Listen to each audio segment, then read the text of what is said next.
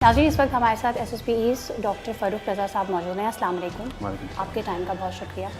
अच्छा फ़ारूक साहब, ऐसा लगता है कि पुलिस के लिए और इंतज़ामिया के लिए स्ट्रीट क्रिमिनल्स पर काबू पाना एक चैलेंज बन चुका है। क्राइम हमेशा किसी भी लॉ इन्फोर्समेंट ऑफिसर के लिए चैलेंज ही रहता है और उसमें मुख्तलिफ़ स्ट्रेटजीज़ के ज़रिए से वो निमटते आए हैं और उसकी मुख्तलिफ़ स्ट्रेटजीज़ होती हैं। अब क्राइम पे जब हम बात कर रहे हैं तो उसके दो पहलू होते हैं। एक तो क्राइम प्रिवेंशन का पहलू आ जाता है और एक क्राइम डिटेक्शन का पहलू होता है। मतलब अगर कहीं पे क्राइम होने जा रहा है उससे पहले हम स्ट्रेटजी बनाएं ताकि वो क्राइम ना हो, या जो टारगेट क्रिमिनल्स का है वो हम हार्डन करें ताकि वो वहाँ तक पहुँच ना सकें। और खुदा न खास्ता कहीं पे कोई नाखुशगवार वाक़या हो जाता है तो उसमें फिर दूसरा पहलू शुरू हो जाता है कि अब उसको डिटेक्ट करना है और जिन लोगों ने ये काम किया है उनको कैफ़र किरदार तक पहुंचाना होता है। और उसमें फिर क्रिमिनल जस्टिस सिस्टम के दूसरे पिलर्स जो हैं वो शामिल हो जाते हैं और फिर उनका भी रोल उसमें आ जाता है। अगर हम बात करें स्पेसिफिकली तो रैप के केस की, तो वहाँ पर जब हमारी वहाँ के लोगों से बात हुई जो इलाका मकीन थे या जो आसपास काम करते थे,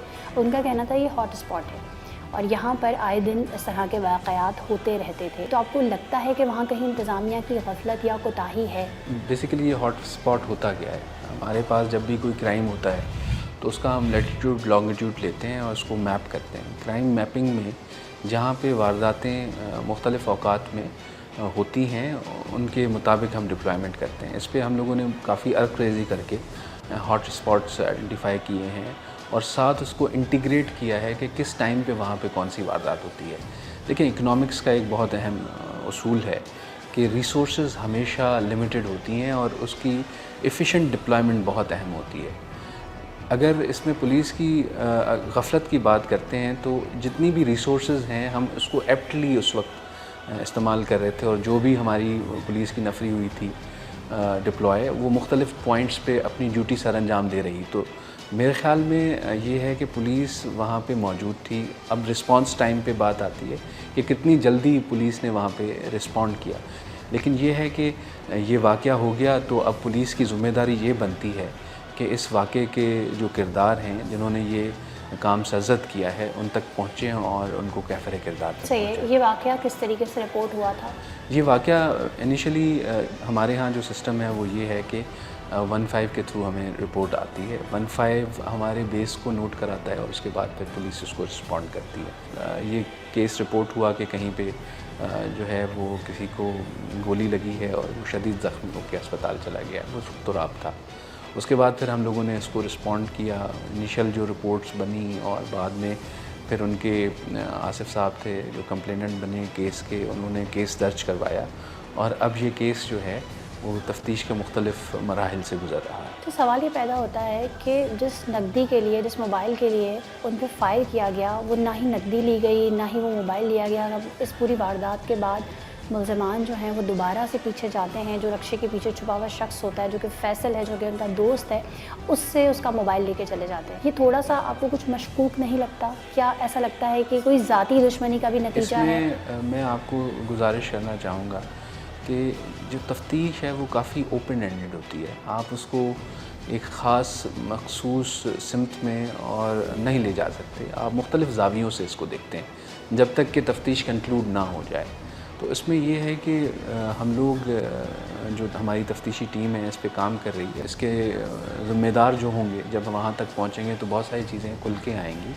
इसमें हम तकनीकी बुनियादों पर भी काम कर रहे हैं, ग्राउंड इंटेलिजेंस पे बेस्ड काम भी हो रहा है। सही है। जो डकैती मसामत पे इस तरीके से मर्डर कर दिया जाता है उस पर कौन सी दफ़ात लगती हैं? क्या ये लोग दोबारा पकड़े जाने के बावजूद ज़मानत पे रिहा हो जाते हैं? इसमें कुछ गुजारिशात ये हैं कि डकैती मज़म्मत में 397 और 302 की दफ़ात लगती हैं और मेरे ख़्याल में इससे बड़ा क्राइम कोई भी नहीं होता कि एक मासूम जान जो रोज़मर्रा के किसी काम में मसरूफ़ है, कोई लोग आएँ उसको ज़ख्मी करें और वो जान चली जाए। इससे बड़ा कोई मेरे हिसाब से तो नुकसान नहीं हो सकता और पुलिस भी उसको संजीदगी से देख रही होती है। ये एक ऑर्डिनरी क्राइम नहीं है, it's an extra ordinary crime.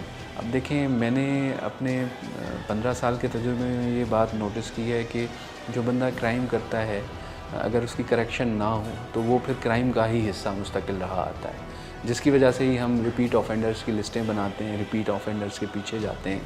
اور آپ دیکھتی ہوں گی کہ ہم مختلف جگہوں پہ یہ بات بھی واضح کرتے ہیں کہ کوئی شخص کسی کرائم میں پکڑا گیا ہے تو اس کے پیچھے ماضی میں کتنے کیسز درج ہوئے ہیں. اسی وجہ سے کرمنل ریکارڈ ہوتا ہے اور اسی کرمنل ریکارڈ کو استعمال کرتے ہوئے ہم آگے بھی کیسز ڈیٹیکٹ کر رہے ہوتے ہیں. ان کے پاس اسلحہ کہاں سے آتا ہے؟ یہ اسلحہ مختلف جگہوں سے اسمگل ہو کے ان کے پاس آتا ہے اور اس کے ڈیلرز ہوتے ہیں. اور ماضی میں یہ بھی مختلف ذرائع سے پتہ چلا ہے کہ کچھ لوگ تو اب اس کو آن لائن بھی لے گئے ہیں.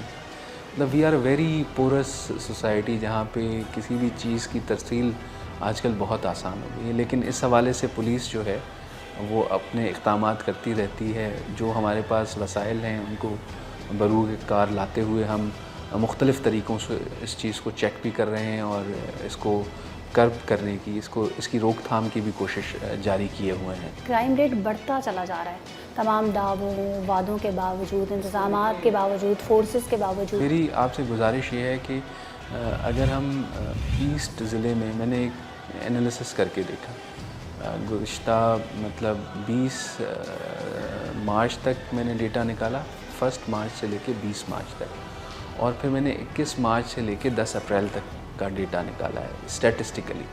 اچھا، ڈیٹا میں وہ کیسز بھی شامل ہیں جو کہ پولیس کو رپورٹ نہیں ہوئے ہیں اور وہ CPLC کو رپورٹ ہوئے ہیں.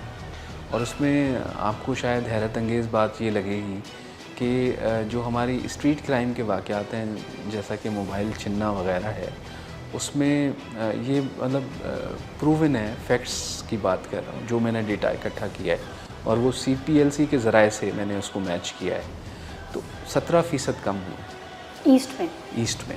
ہم اسپیسیفکلی اگر صرف کراچی کی ہی بات کریں تو ان 3 مہینوں میں لگ بھگ کوئی 60 کے قریب ڈکیتی مزاحمت پر قتل ہوئے ہیں. عوام کو آپ کیا میسج دینا چاہتے ہیں کہ وہ کیا کرے؟ آپ کی پولیس آپ کی ہے اور آپ کے ساتھ کھڑی ہے.